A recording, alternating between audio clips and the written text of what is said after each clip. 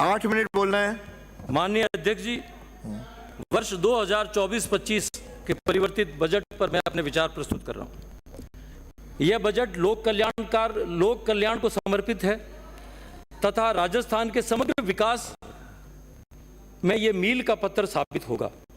युवाओं का विशेष ध्यान रखते हुए 5 साल में 4 लाख नौकरी की घोषणा की गई है और राज्य के 35 लाख किसानों को ब्याज मुक्त फसल ऋण देने की घोषणा की गई। बजट में की गई घोषणाओं से स्पष्ट रूप से लग रहा है कि आने वाले समय में हमारा राजस्थान एक विकसित राज्य बनेगा, जहां पानी एवं बिजली की कोई समस्या नहीं रहेगी। मुख्यमंत्री जी ये विजन लेकर के चल रहे हैं कि वर्ष 2047 में राजस्थान कैसा होगा, फिर भी विपक्ष द्वारा बार बार आलोचना की जा रही है।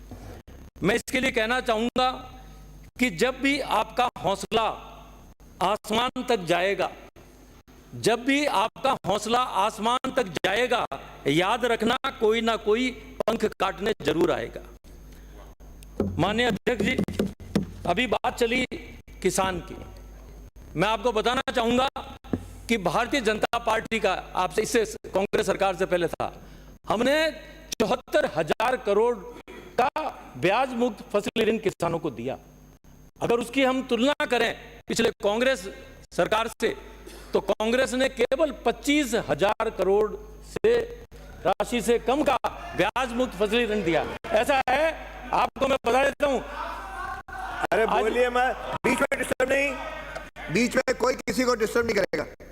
माननीय अध्यक्ष जी, मैं ये आंकड़ा बिल्कुल अच्छी तरीके से दे रहा हूं और मैं आपको बताना चाहूंगा, आप भी बोल रहे थे, कि जो मैं आंकड़ा दे रहा हूं वो है वर्ष 13 से 18 तक, 2013 से 18 तक, और आपका मैं जो आंकड़ा दे रहा हूं वो दे रहा हूं 2008 से वर्ष 2013 तक, कि आपने 25,000 करोड़ से कम का ब्याज किसानों को दिया है ऋण, ब्याज मुक्त फसली ऋण। और भारतीय जनता पार्टी के समय यह बांटा गया 75,000 करोड़ रुपए का ब्याज मुक्त फसली। अरे फिर बोल रहे हो, आप क्या कर रहे हो? आपका नाम आगे से नहीं लूंगा। अभी किसानों की बात चल रही है, ना इधर के ना उधर के। माननीय अध्यक्ष जी, अभी किसानों की बात चल रही थी। हम लेकर के आए किसानों का दुर्घटना बीमा 10 लाख तक का, और 10 लाख तक का पूरे देश में अगर कहीं ये बीमा हुआ किसानों का, केवल राजस्थान में हुआ माननीय वसुंधरा राजे जी के साथ, और उसको आपने बंद कर दिया। ये चौथा स्तंभ ऊपर बैठे हैं, पत्रिका, भास्कर और छोटे छोटे अखबारों ने बार बार इसको निकाला, लेकिन आपने किसी तरह का कोई बीमा नहीं किया। आज किसानों का बीमा नहीं हो रहा है और अब हमारा प्रयास करेंगे। मैं मंत्री जी से आग्रह करूंगा, मुख्यमंत्री जी से मेरा आग्रह है कि वापस किसानों का 10 लाख का दुर्घटना बीमा होना चाहिए। और ये बीमा जो किया, इसकी संख्या बहुत अधिक थी, लगभग 25 लाख से ज्यादा। मैं अभी आपको बताना चाहता हूं, अभी किसानों की बात चली, अगर पिछले 2 साल में अगर हम देखें तो जो ब्याज मुक्त फसली ऋण किसानों को दिया गया है, वो किसान सब डिफॉल्टर हो गए। और डिफॉल्टर का कारण यह रहा है कि किसान जमा कराना चाहते थे अपनी राशि, उन दिनों में जब व्यवस्थापक हड़ताल पर चले गए तो किसी ने उनकी राशि को जमा नहीं कराया। मेरे नागौर के अंदर 100 करोड़ से रुपए ज्यादा इस तरह से डिफॉल्टर में फंसे हुए हैं, हजारों किसान डिफॉल्टर हो गए।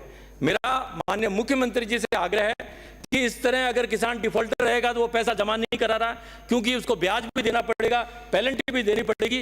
तो मेरा माननीय मुख्यमंत्री जी से आग्रह है कि किसानों का जो ब्याज और पेनल्टी बन रही है उसको ये माफ करें।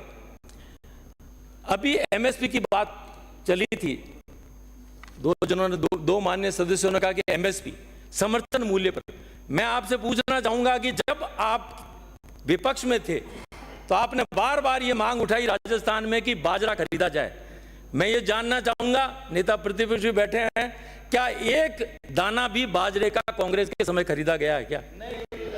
और आंकड़े हैं, मैं आपको बताना चाहूंगा, समर्थन मूल्य के देख लें कि राजस्थान में सबसे पहले अगर मूंग खरीदा, जो कि राजस्थान में इतना होता पूरा देश एक तरफ और राजस्थान एक तरफ, तो वो खरीदा गया है तो भारतीय जनता पार्टी के शासनकाल में खरीदा। अगर समर्थन मूल्य पर सबसे ज्यादा फसलें किसानों से ली गई है, किसानों को लाभान्वित किया गया है, तो वो भारतीय जनता पार्टी के शासनकाल में।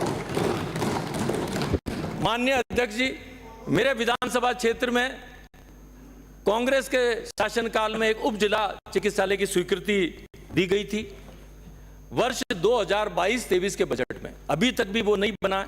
मेरा आग्रह है माननीय मुख्यमंत्री जी से कि इसकी वित्तीय स्वीकृति जारी की जाए ताकि वो अब बन सके।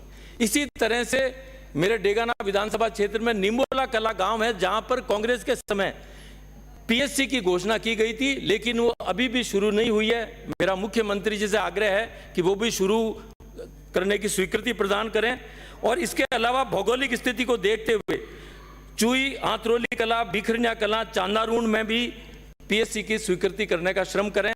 और मैं माननीय मुख्यमंत्री जी से यह भी आग्रह करना चाहूंगा कि चांदारून में यदि पीएससी बनाई जाती है तो वो पीएससी पूरी भामाशाहों के द्वारा बना दी जाएगी। इसी तरह से थामला में लगातार कॉलेज की मांग चल रही है और कांग्रेस के समय जो वहां का उपखंड मुख्यालय है थामला का रिया, वहां के लिए कॉलेज की स्वीकृति दी गई है कांग्रेस के शासनकाल में, लेकिन अभी तक वहां कॉलेज शुरू नहीं हो पाया है। और जो भूमि का आवंटन किया गया है उसके लिए ग्राम पंचायत और पंचायत समिति में विवाद है और राजस्व मंडल द्वारा उसके लिए स्टे कर दिया गया है। यथास्थिति के आदेश हैं, इसलिए वो थामला में अगर खोल दिया जाए तो वहां के लोग लाभान्वित होंगे। माननीय अध्यक्ष जी, नगर पालिका क्षेत्र डेगाना में और ग्रामीण क्षेत्र में कांग्रेस के शासनकाल में पानी की पाइपलाइन बिछाई गई थी। पूरी सड़कें तोड़ दी गई है और उसको ठीक नहीं कराया गया है। मेरा माननीय मुख्यमंत्री जी से आग्रह है कि इन सड़कों के लिए अलग से कुछ राशि लगभग 25 करोड़ रुपए दें ताकि ये सड़कें वापस दुरुस्त कराई जा सके। इसी तरह से डेगाना में एडीजे कोर्ट नहीं है और अगर पूरे जिले में देखें तो हर उपखंड मुख्यालय पर एडीजे कोर्ट है। तो मेरी ये भी मांग है कि डेगाना के अंदर एडीजे कोर्ट खोला जाए। बिजली के संकट को देखते हुए पंचायत मुख्यालय पुंदलोता और माझी में 3311 केवीजीएस के स्वीकृति प्रदान करें माननीय मुख्यमंत्री जी। इसी प्रकार बेरुंदा में उप तहसील है जिसको वो पंचायत समिति मुख्यालय है, उसको तहसील में क्रमोन्नत करने का श्रम करें। बहुत बहुत धन्यवाद। श्री विकास चौधरी।